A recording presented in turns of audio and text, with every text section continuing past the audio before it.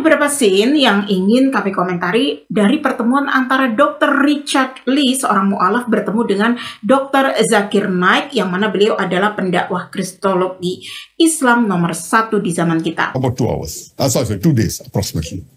So maybe a small percentage of my, or you can say average, maybe half an hour. If you want to reckon average. I don't know, half an hour every day I don't give for my business. But if you add up all put together, it may be about 2 working days, maybe 10 hours if you count as working. So 2 days in a month I give for dawah. I mean for business, sorry. So Allah has blessed me that I've got various private businesses. So I'm a part-time businessman also. Part-time business. But why you not getting any money from your dakwah? Namun di sini ada beberapa fakta yang mengejutkan ya, yang selama ini kita tidak pernah tahu, bahkan menjadi pelajaran berharga untuk Dr. Richard dan untuk kita semua pastinya.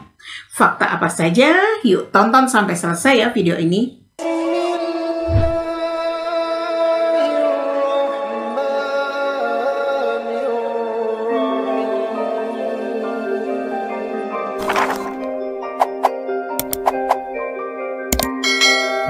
Assalamualaikum warahmatullahi wabarakatuh, sahabat official. Dari pengalaman ini, Dr. Richard pastinya sangat kaget ya. Bahkan kami pun yang menyimak seluruh video beliau sempat kaget karena ada rahasia dari seorang Zakir Naik yang tidak diketahui oleh umat Islam. Di sini kami akan mengomentari poin pentingnya saja ya. Ustaz Zakir Naik, you're a doctor. I'm a medical doctor originally by profession. Seriously? Yes, my father was a doctor, my brother was a doctor. So we are from a family of doctors. Medical doctor? Medical doctor, yes. Okay, what specialization? I did my general physician. Sorry? I did my general physician. I was a general physician. Oh, general doctor. How can you be a ustad or a teacher than a doctor? I was inspired by Sheikh Ahmed Didat. When I met Sheikh Ahmed Didat in 1987, when I was in the second year of my medical college, I was inspired by him. Okay. And then I started doing dawah, I started preaching, and that's how I chose to become a doctor, because I felt being a medical doctor is the best profession in life to serve humanity. It is a good profession. But when I found a better profession, that treating a person spiritually is far superior than treating a patient medically or physically. Okay. That's how I changed from a doctor of a body to doctor of a soul. Okay. And now you're not treating any patient anymore? No. Never? How many years? Maybe I practiced only for a very short period. Maybe I started the foundation in 1991. So while I was in medical college, I started doing dawah. Okay. But I practiced for a very short time. And then full time I became dakwah. Yes. Initially it was 50% medical, 50% dawah. Then became 2 hours medical, remaining dawah. Then became full time dawah. Okay. This is your home? Yes. This is my son stays here, Farik. So I stay in the next apartment. Oh, the next apartment like this? Same. Okay. Who do you live with? I live with my wife. And your son? My son and his wife lives here. Me and my wife live in the next apartment. Tidak diragukan lagi kalau Dr. Zakir Naik ini dulunya adalah seorang dokter umum. Beliau berhenti dan fokus pada dakwah Islam. Inilah contoh sosok seorang yang mendambakan kehidupan akhirat.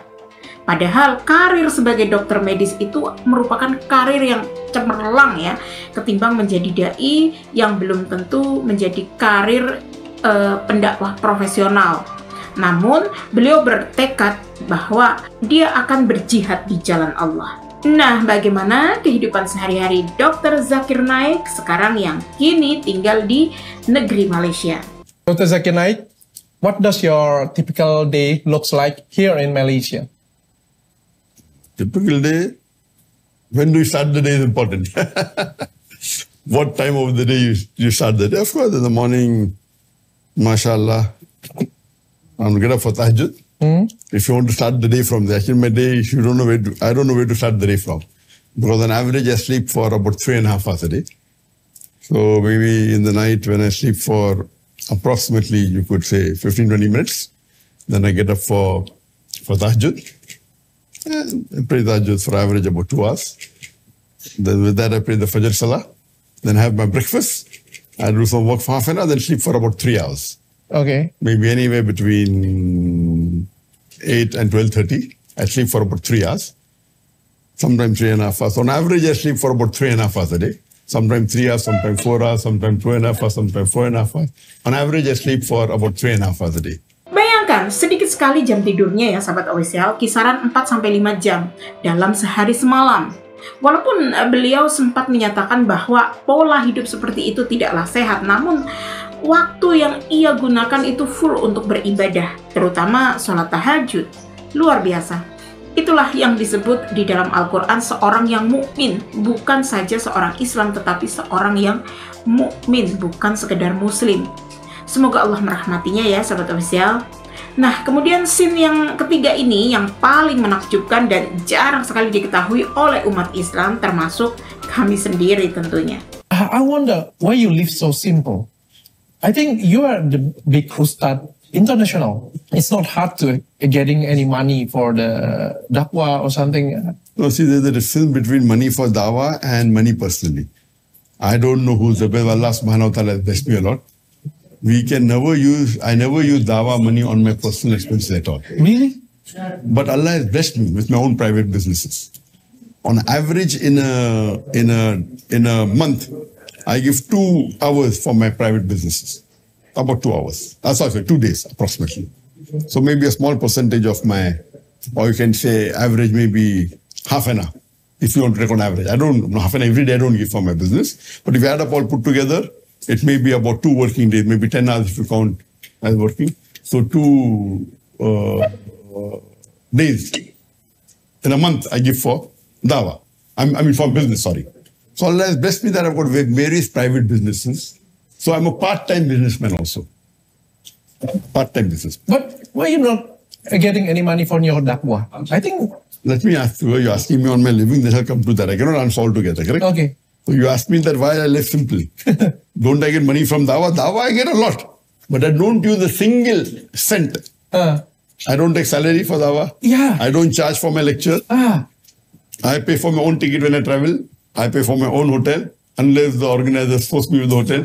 Ticket, unless it's the government. Unless the government calls me, I pay for all my travels. As far as dawah is concerned, it's allowed to take salary for dawah, but I don't take a single penny salary. I donate. I'll come to that later on. When I travel, anyone calls me, I pay for my own ticket. Yeah, I heard from Hani. I pay for my own hotel unless they insist, no, then no problem. When my crew comes with me, my crew pays from the trust, not from myself. But when I travel, I pay for myself and I don't allow anyone to charge any ticket for my hearing my lecture. Bayangkan, pola hidup seorang muslim, seorang mukmin, beliau tidak pernah mengambil sepeser pun uang dari hasil dakwah beliau. Bahkan beliau memfasilitasi dirinya sendiri untuk berdakwah di jalan Allah. Baik itu membeli tiket, akomodasi, dan lain-lain sebagainya. Semua ia ambil dari uang pribadinya sendiri, sahabat official. Okay. Because I don't say it's haram for charging money, but I want to get the higher reward. So regarding my simple, Allah has blessed me that I've got many businesses. About 9 or 10 businesses I've got. In these businesses, I give my brain, I give my idea, and the business runs on the auto mode. And alhamdulillah, in a year, we make, mashallah, millions of dollars in a year. Oh yeah? Yes. So why you live so simple? That I'll come to it later on. Because I believe that I tell my son that when you do business, even he's a part-time businessman. He doesn't do business. This is a part-time businessman. Full-time of dakwah? So full-time. I tell my son that when you do business, you should make Allah your business partner. Make Allah your business partner. And when you make Allah your business partner, you can't make him a small partner. Can make him, but preferably make him a bigger partner, correct? If I make Allah a partner in my business, it's allowed. I tell him, make him a bigger partner. So whatever you earn every month, every year, give minimum 51% in charity. This is for my son because he's new now. For me, I'm a veteran. I give more. Don't ask me how much I give. So I tell him, whatever you earn, whether $1,000 a month or $100,000 or in a year $1 million, whatever you earn, whatever profit you get in all businesses put together, give minimum 51% of your profit in charity for Allah. For me, I'm veteran. I give a lot. Don't ask me how much I give. I cannot be the biggest donor in the world. I want to be the biggest percentage donor. So the rule is that Allah looks at how much percentage you donate, not the amount you donate. So for example, if a poor man who earns $1,000 gives $100 as charity every month, he is giving 10% of his income. There's a person who earns $1 billion and every month gives $1 million. He's giving 0.01%. Okay. Huh? 0.1%, sorry. So he's giving 10%, the poor man, the rich man is giving 0.1%. So the poor man for his $100 charity will get 100 times more blessings, more sawab than the person who gives $1 million because he's earning billion. So he's giving 0.1% of his charity, this one is giving 10%. So therefore I tell my son, Allah will look at the percentage of your charity, not at the amount. So that's the reason my son, since he started doing a few years back, part-time businesses, I told him minimum 51%. For me, so the reason we live simple, because the Prophet lived simple. It is sunnah to live simple. If you earn a lot of money, and if you live luxuriously, as long as it is not extravagance, it is permitted. But I have a simple car, simple Toyota Innova car I got. Why? Because I prefer giving charity, helping other dais, helping other Muslim organizations, helping my own organization. Wow. So because of that, I restrict my requirement. I can live in a mansion if I want. Allah has blessed me. Yeah. Not from dawah money, from my personal money. Business money, not from dawah. I don't earn a single penny anywhere. If you do Islamic work, Islam permits you, it is mubah, optional, but not to take it mustahab. So for all my dawah activities, I live simple because my reasoning is that if you live simple, like for me and my wife, to live in that apartment per month, we spend only $500. How much? $500. Only. Okay. Only. $500 only about 2,000 ringgit. 7,5 juta. Very cheap. $500 for me and my wife to live. When per month? Per month, only $500. Which is, for people coming, guests, giving them food, having a food, electricity, that's it. But when I travel, I may require $5,000, $2,000 by plane. That is from my dawah, my personal money, but not my, it's for sake of Allah I'm traveling. Okay. So that's not my personal expense. It is from my money, but that I see that this is for me, for dawah activity. Okay. That's also part of charity to Allah. That's separate. You understand, no? So when I travel, it is not for my personal thing. I'm traveling for dawah. So I spend it, but from my business as a dawah money. My personal money, $500 is sufficient for the day-to-day activity. There may be an emergency, I may require more. That is so that I've made my life simple.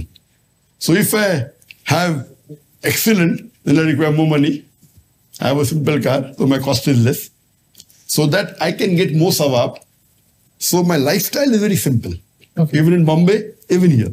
Here at least it is, mashallah, more beautiful than Bombay. Here the land, here the apartment is cheaper as compared to Bombay. Bombay is very expensive. So in Bombay, we had a simple house. I could afford a Rolls Royce. In Bombay, I could afford here, but no. We prefer a simple Toyota car, which is not very expensive. So that we lead a life, yet if we compare our lifestyle to the Sahaba's lifestyle, it is very luxurious. Their life was more simple. So I live simple because I want to emulate my Prophet. I cannot reach that level. He was more simple than this. He did more charity than us. We are trying to come close to the Prophet. If we see the lifestyle of the Khulafa Rashidin, Hazrat Umar, may Allah be pleased with him, when the Prophet asked people to contribute for the jihad, Hazrat Umar, may Allah be pleased, gave 50% of his wealth. So Prophet asked him, what did you leave behind? I said, I left 50% wealth back, from 50% of donation. Very good. Hazrat Abu Bakr, may Allah be pleased with him, comes. He gives the wealth. How much have you left from? Nothing. I have given 100%. I have left behind Allah and His Rasul. So we cannot be like Hazrat Abu Bakr. Okay. So we're trying to, so we give majority, mashallah. I give much more than my son. My son gives 51% of what he earns. And Allah has blessed us. Allah gives barakah. Whatever business we do, Allah gives us profit. So, but that profit we share in the way of Allah. So quite a lot of the funding of the activities of dawah, of my own organization. Regarding my dawah organization, of course, there are many people supporting. What is the support that goes to the dawah activity? Not for my personal. Okay. Not even for my personal dawah. For my personal dawah, I spend from myself. My family and what dawah we do. And then we even donate to the organization. We donate to the organization so that we get sawab. Okay. So from Allah, give to Allah. Sekalipun ia dibayar oleh panitia yang mengundangnya, tetap beliau menolak. Kami pun sempat kaget mendengar hal ini, terutama para pendeta Kristen yang suka menjelek-jelekan beliau. Ternyata beliau ini malah memberi atau bersedekah dari bisnis pribadinya sendiri dengan mengeluarkan bukan hanya 10% tetapi malah 50% untuk disedekahkan kepada orang-orang yang membutuhkan. Subhanallah. Dan 100% itu semua hasil dakwahnya ia sedekahkan kepada umat Islam. Kalian dengar sendiri ya, kalau dia mau hidup mewah dan menjadi orang kaya raya di dunia ini, ia sebenarnya mampu. Namun, beliau lebih memilih hidup sederhana dan mencoba untuk mengikuti pola hidup Nabi Muhammad SAW dan para sahabat. Tentunya ini menjadi pelajaran berharga ya kepada Dr. Richard yang pastinya sempat berpikir dan membandingkan dengan para pendeta-pendeta Kristen. Insya Allah, dengan kunjungan dari Dr. Richard yang bertemu dengan Dr. Zakir naik ini akan memperkuat keimanan beliau terhadap Islam ya sahabat official, karena melihat kehidupan seorang mukmin sejati yang dirahmati oleh Allah. Jadi inilah contoh orang yang mengejar kehidupan akhirat daripada sekedar kehidupan dunia yang fana ini. Allahumma inni as'aluka bi'anni ashhadu annaka anta Allah la ilaha illa anta antal ahadus samad lam yalid wa lam yulad wa lam yakul lahu kufuwan ahad.